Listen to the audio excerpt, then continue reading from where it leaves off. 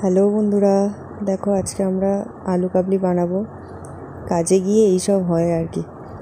তো ওই যে বসে বসে এখানে ঝুম্পা লঙ্কা পেঁয়াজটা কেটে নিচ্ছে। আসলে বাড়ি থেকে কিছু কেটে নিয়ে যাওয়া হয়নি, তো ওখানে গিয়ে কাটবো ঠিক করেছিলাম। ঠিক আছে, অসুবিধা নেই। এই যে এক এক করে সব কিছু কেটে নিয়ে, আর আমাদের যেহেতু জায়গা ছিল না, তো আলু, ছোলা, মটর আর সব কিছু মশলা, লেবু, বলতে গিয়েই তো আমার মুখে জল চলে আসছে। আর এই দেখো তেঁতুলের টক।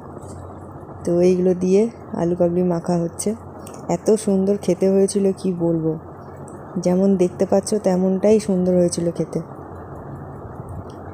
তো মাঝে মাঝেই আমরা এরকম করে খাই, কি সুন্দর দেখতে লাগছে দেখো। আর খেতে তো সত্যিই অসাধারণ ছিল। তো চলো আজকের ভিডিওটা এখানেই। ততক্ষণ ভালো থেকো, সুস্থ থেকো, টাটা।